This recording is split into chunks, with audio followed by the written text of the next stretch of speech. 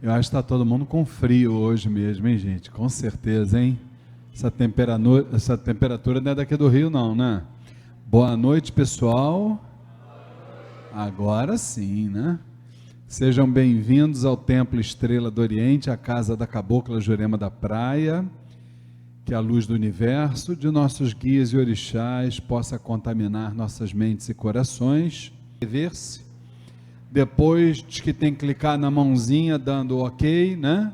Dando like, né? Que gostou. E depois não esquecer de compartilhar com seus amigos e tocar no tal do sininho, bendito sino, que nos avisa toda vez que tem um vídeo novo ali, né? Então nós estamos com um canal com bastantes ferramentas ali. Só não estuda quem não quer, hein, gente? Atenção para isso. E toda segunda-feira, de 7 às 7h30 da noite, nós estamos aqui nesse momento que a gente chama de Umbanda em Debate, quando a gente troca ideias, troca conhecimento, troca sentimentos, né? Sobre o espiritualismo em geral, sobre a Umbanda em particular. É muito importante, né, gente? A gente trocar essas experiências, né? A gente dialogar sobre espiritualidade, porque quando a gente fala sobre espiritualidade, na verdade, nós estamos abordando um tema que, primeiro, que ele não se esgota, né? E segundo, porque ele é muito amplo, e segundo, porque ele nos traz aquilo que a gente costuma dizer que é o alimento da alma, né?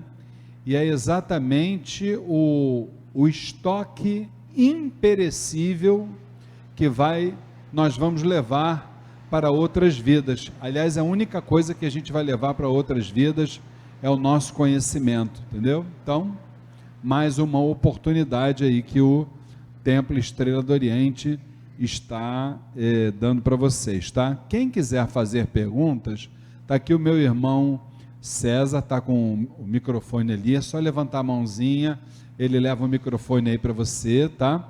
Que aí às vezes a sua dúvida é a dúvida de quem está em casa também, quem vai estar em casa nos assistindo, tá? Alguém tem alguma dúvida, quer começar a fazer perguntas? Os irmãos estão aqui no Templo Estrela do Oriente. Não? Ainda estão com vergonha, estão tímidos? Então eu vou começar a responder as perguntas que nos enviaram para o WhatsApp da nossa casa, tá? Que é o 999-495-494, tá? Chegou aqui uma mensagem da nossa irmã Jaqueline Alves. Ela diz que é de Pendotiba. Pendotiba acho que é Niterói, né? Então ela diz que a mensagem dela é bem grande, então eu tive que resumir por causa do nosso tempo. Ela diz que acompanha as transmissões nossas toda segunda-feira e que nos ouve falar muito, inclusive citou até o seu Jorge também, ouve falar muito aqui no Templo Estrela do Oriente sobre reforma íntima. Então ela está perguntando aqui como é que ela inicia o processo da reforma íntima. Veja bem, minha irmã Jaqueline Alves, eu acho que existem várias formas, tá? Nenhuma delas você pode desprezar, porém, eu entendo que quando a gente tem a vontade de fazer a reforma íntima, primeira coisa, a gente ouve muito falar dela, né? Tem que fazer a reforma íntima, tem que se transformar moralmente, né? Mas a grande pergunta é essa que a nossa irmã Jaqueline está fazendo. Como fazer? Como iniciar? Né? Vamos lá. A gente sabe que o ser humano, ele ainda não, se está encarnado, por isso ser humano, ele não consegue controlar as suas más inclinações. É muito difícil, entendeu? Por uma série de razões, né? Então, o que acontece? Nós temos muitas vezes aquelas iniciativas impensadas, E é nessas iniciativas impensadas que a gente acaba pecando. Então, eu entendo da seguinte forma, gente. Eu acho que, primeira coisa, a gente tem que criar na nossa mente uma consciência. A seguinte consciência. Primeiro, na nossa mente, Deus não está sozinho. Olha só. Isso é o que a espiritualidade nos diz. Deus não está sozinho na nossa mente. Existe também o contraste. Qual é o contraste? A gente pode chamar de negativo, pode chamar de irmão do baixo astral. O Exu incorporado aqui uma vez falou que era o diabo, entendeu? A gente pode chamar do que quiser, mas uma coisa é certa: na nossa mente existem duas realidades, uma boa e outra ruim. E essa realidade boa e essa realidade ruim, elas travam diariamente uma luta dentro das nossas cabeças, diariamente. O bem te puxando para um lado e o mal te puxando para o outro. Por que isso acontece? Eu acabei de falar para vocês, porque nós não conseguimos ainda controlar a nossa mente. Não conseguimos. E aí o que a gente precisa fazer para que esse autocontrole comece? A gente precisa ter assim uma frase que a gente vai todo dia ler essa frase, nem que você coloque no banheiro da tua casa, no teu quarto, no papelzinho antes de dormir. Eu quero ser do bem. Uma frasinha curta. Eu quero ser do bem. Coisa simples, gente. É uma macumbinha bem simples, né, que a gente começa. Eu quero ser do bem. Ponto. A partir do momento que nós fazemos essa opção, eu quero ser do bem, aí, minha irmã Jaqueline, eu acredito que a gente já deu o primeiro passo para iniciar a reforma íntima. Entendeu? O primeiro passo é esse. É a opção, eu quero ser do bem. Por quê? Porque se você lê aquela frase, aquilo é um mantra. Você vai estabelecer lá na tua parede um mantra. E toda vez que você for dormir, for no banheiro, for aqui, for ali, você vai ler aquele mantra. Eu quero ser do bem. Todo dia. Essa é a primeira dica. Segunda dica. Quando a gente for dormir, a gente tem um companheiro maravilhoso que muitas vezes a gente esquece dele. Sabe qual é o companheiro? É o nosso travesseiro. Esse travesseiro é um amigo maravilhoso que a gente tem. Toda noite está lá esperando a gente para a gente dormir. O que a gente faz? A gente bota a nossa cabecinha no travesseiro e antes de dormir, a gente avalia tudo que a gente fez naquele dia. Esquece os dias passados. Apenas naquele dia, desde de manhã até aquela hora que a gente foi deitar. Então eu fiz isso, pá, pronto, já cataloguei o que eu fiz. Agora, nesse universo de coisas que eu fiz naquele dia, o que eu poderia melhorar? Olha só, não vamos nos culpar. Ah, meu Deus, eu agi errado. Não é isso, não vamos entrar em paranoia. Se a gente entra em paranoia também não resolve, tá? Onde é que eu posso melhorar naquele conjunto de coisas que eu fiz? Poxa, aquele momento que eu falei uma palavra para o fulano de tal, que ele primeiro falou para mim, amanhã se ele falar novamente, eu já não vou dizer dessa forma, eu vou ter uma outra postura, entendeu? E aí todo santo dia a gente vai fazer essa avaliação. Esse é um segundo passo para a reforma íntima. E a partir disso, gente, que seria o terceiro passo, eu recomendaria os estudos espiritualistas. Por exemplo, vamos dar alguns exemplos, né? Um livro muito bom, né? Todo mundo deveria ler, todo ser humano, o Evangelho segundo o Espiritismo, muito bom. Um outro, Mereça Ser Feliz. Esse livro, Mereça Ser Feliz, ele é tão bom que já tem entidade aqui dentro da casa passando ele como remédio nas consultas. Olha só. Mereça ser feliz. Não é dizendo aprenda, não é, sei lá, qualquer outra coisa. Mereça. Merecimento.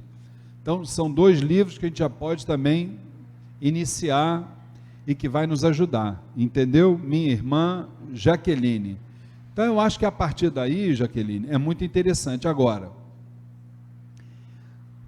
a gente só precisa ter noção de uma coisa que eu julgo de grande importância.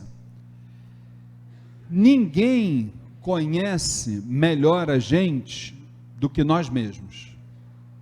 Nem nossa mãe, nem nosso pai conhece tão bem a gente quanto nós mesmos. O que eu estou querendo dizer com isso?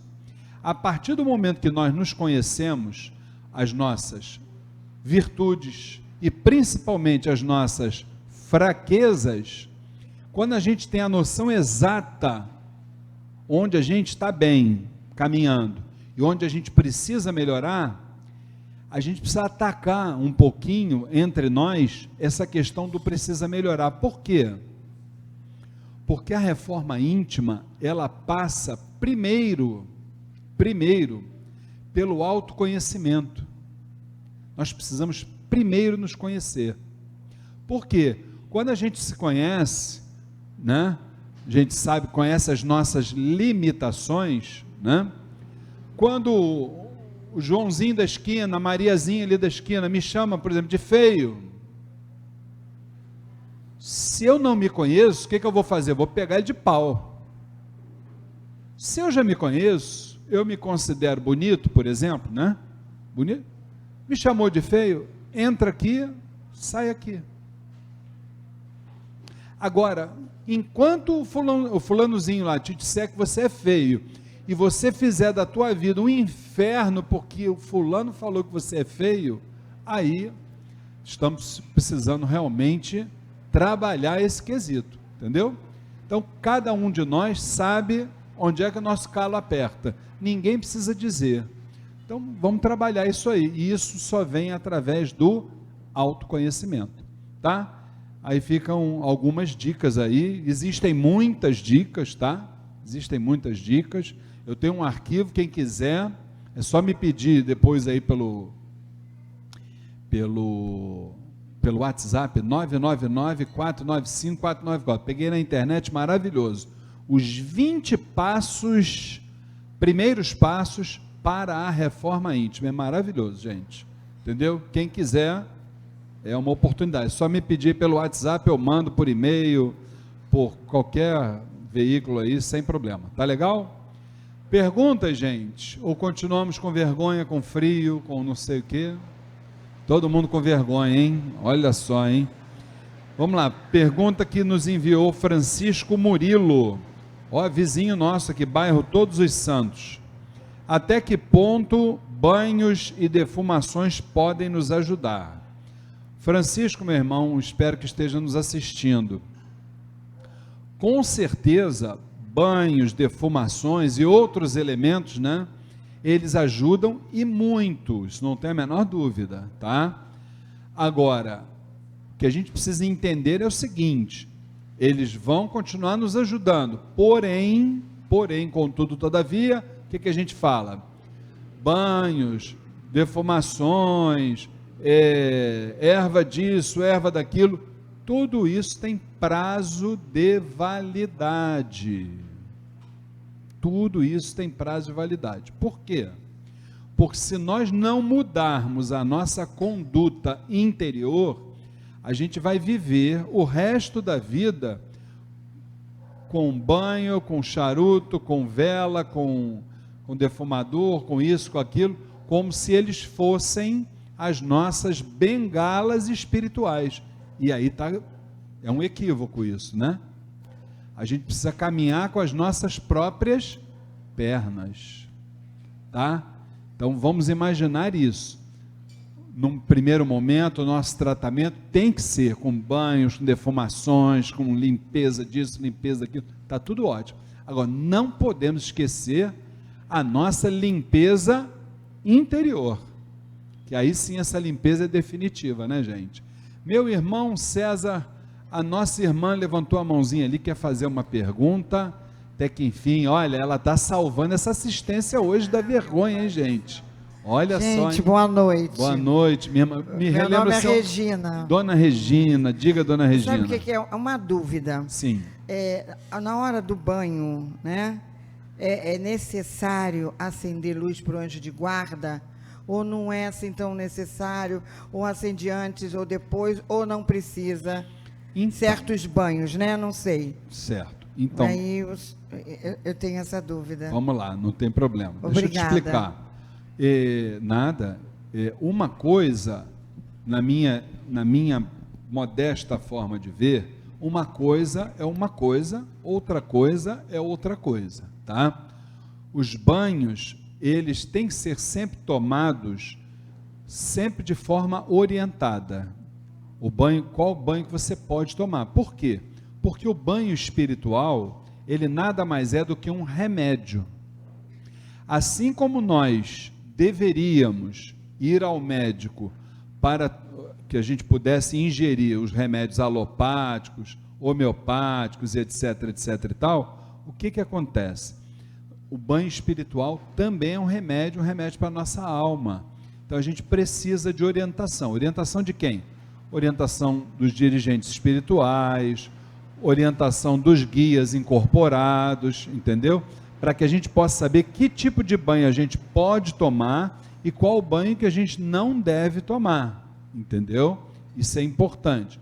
Lembrando sempre que existe uma cultura antiga, na nossa visão equivocada, de se tomar banho do pescoço para baixo, negativo, tá? O homem, o ser humano, é uma realidade que contempla 4 caminhos, ou 4, vamos dizer, 4 viés. Primeiro, mente, corpo físico, sistema nervoso e sistema espiritual.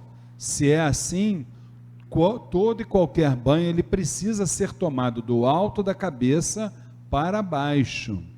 Porém, com a observação que eu fiz, só se pode tomar banho de forma orientada. Agora, a vela, ela pode ser acesa em qualquer momento que o seu coração pedir. Eu quero acender uma vela, seja para quem for, entendeu? O seu anjo de guarda, o seu isso, o seu aquilo, não há problema. Acenda a vela quando quiser. Só não tem relação o acender a vela para poder tomar o banho. Não tem relação uma coisa com outra. Tá? Por isso que eu digo que uma coisa é uma coisa, outra coisa é outra coisa. Tá bom, minha irmã? Nada? Eu tenho uma outra pergunta aqui, que é da Pétria Lima. Ela diz que é do bairro de Vigário Geral. Como posso saber se um médium está mesmo com uma entidade? Olha, então, tem pergunta lá atrás? Beleza. Deixa eu dizer para Pétria, não é fácil, principalmente para aquele que não tem instrução, que não caminhou dentro da Umbanda, não é fácil, entendeu? Porque nós sabemos e estudamos sobre isso, aqui na nossa casa, né? Que existem realmente alguns procedimentos e que esses procedimentos nada tem a ver com entidade incorporada, entendeu? Isso tem uma série de causas, que eu não vou entrar no assunto agora, até pelo tempo, mas pode acontecer sim. Quem já tem experiência nisso, nota principalmente pela mensagem, porque a mensagem ela precisa ter algumas conexões, e isso só com o estudo, com o passar do tempo, é que a gente vai entender, tá? Agora, não é fácil, não é não, entendeu? Tem que ter, orai e vigiai, tá bom? Minha irmã Pétria. Meu irmão César, tem outro irmão aí querendo fazer uma perguntinha? Como é o nome do irmão? Olá, boa noite, Boa noite. Felipe. Oi, Felipe, diga, meu querido. Eu tenho uma dúvida em relação aos pontos. Existe alguma recomendação ou alguma limitação a entoar os pontos, por exemplo, em alguma oração pessoal em casa? Se é recomendado, se não é recomendado? Qual é a questão por detrás? Então, os pontos cantados, né, são as músicas sagradas que a gente entoa nos terreiros, eles são, com certeza absoluta, orações, né, em forma de canto, isso é indiscutível. E essas orações, elas, na verdade, elas são mantras. O que quer dizer o mantra? Mantra quer dizer mente, treinamento. Então, é o treinamento da mente. De forma absolutamente respeitosa, nós podemos e até devemos cantar os pontos. Só tem uma contraindicação na bula, sabe qual é? Não cantem, não recomendo, né? Não é que não seja permitido. Não cantem pontos para Exus quando vocês estiverem para dormir, porque senão vocês vão ter dificuldade de dormir. Não é por nada, não é que Exu seja do mal, tem nada disso não, entendeu? É porque a cantiga de Exu, até pela sua essência, ela tem como, vamos dizer assim, ela é formatada para que a gente possa, muitas vezes, se acelerar um pouquinho, você está entendendo? Então, eu não recomendo a cantiga de Exu quando a gente está dormindo, entendeu? Porque senão, isso é mole não. A cantiga de Exu é boa quando você toma assim, um Dramin. Não sei se você já tomou esse remédio alguma vez. O Dramin é para enjoo, para labirintite, né? Aí você fica com sono danado, né? Está quase dormindo. Aí você não pode dormir, canta a cantiga de Exu, você fica maravilhoso na hora, rapaz. O sono vai logo embora, entendeu? Tá bom, querido? E a gente tem aqui a última pergunta de um irmão chamado Ernesto Xavier, diz ele que é do bairro da Glória. E ele pergunta o seguinte: qual a diferença entre linha e falange do Oriente? Ernesto, meu irmão, espero que você esteja nos assistindo. Eu recomendo, primeira coisa, até porque a gente não tem muito tempo para falar, que você, os irmãos que estão nos assistindo aí virtualmente, e os irmãos aqui também da assistência, que procurem no YouTube do Templo Estrela do Oriente a palestra que nós ministramos aqui, chamada A Linha do Oriente e Suas Falanges, entendeu? Nessa palestra, a gente traz ali ensinamentos de imenso valor espiritual, né? Imenso valor mediúnico também, né, para o nosso crescimento, e traz também ali informações, entre aspas, novas, chegadas do plano espiritual e confirmadas, entendeu?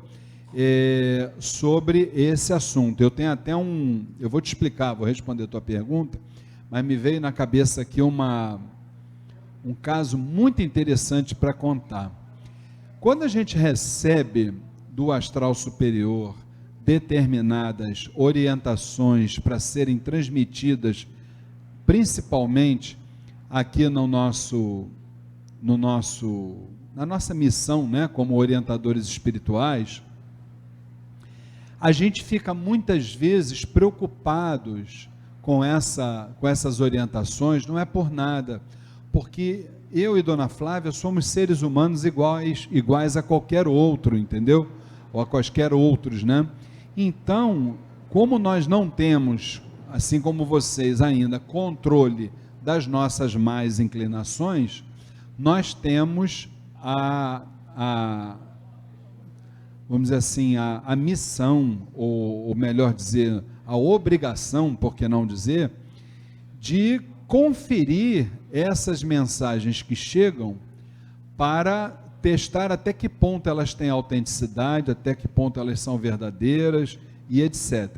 E graças ao bom Deus, durante esses anos todos, essas mensagens, no momento certo, elas são confirmadas. E aí o que aconteceu?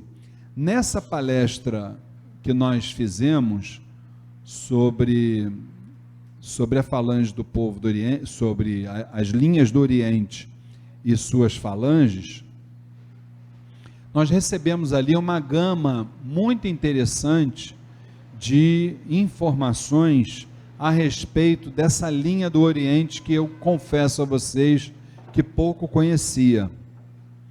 Então transmitimos ali, confirmamos isso com as entidades, mas veio uma confirmação bem mais interessante, dizendo que, imaginem como é que o astral superior ele é maravilhoso, dizendo que Zélio Fernandino de Moraes, que foi o aparelho, o saudoso Zélio Fernandino de Moraes, que foi o aparelho do Caboclo das Sete Encruzilhadas, entidade que anunciou a chegada da Umbanda neste planeta, Zélio teria editado uma obra onde ele já falava nesta obra, ali próximo da década de 1930, 40, sobre a chegada de uma linha que se chamaria do Oriente, seria revelada, chegada não, né?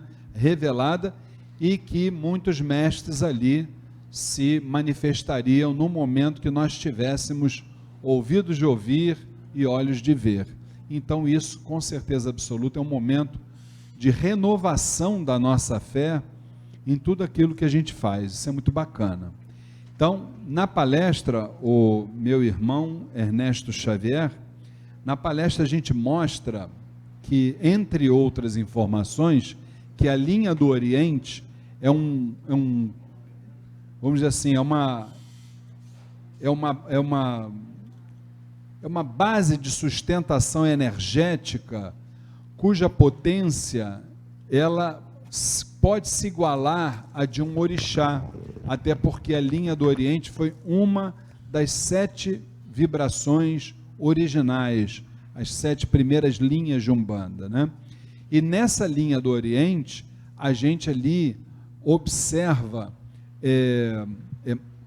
inúmeras vibrações das mais variadas matizes, tais como os elementais, tais como a fraternidade branca, tais como a falange do povo do Oriente, entre outras vibrações de grandes avatares que a humanidade conheceu nas mais variadas épocas, cujos ensinamentos foram direcionados para essa linha do Oriente, através da qual se continua trabalhando pela humanidade e por todos os outros seres de outros planetas, de outras dimensões e etc.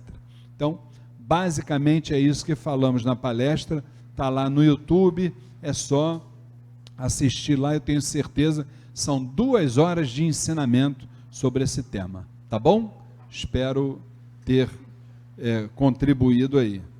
E aí, encerramos hoje o nosso Umbanda em Debate.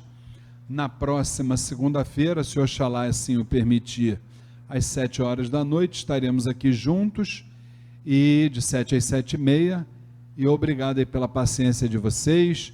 Esse vídeo de hoje, depois ele será colocado no YouTube, o Gotas de Espiritualidade, e continuemos a nossa missão até que seja dia perfeito. Muito obrigado.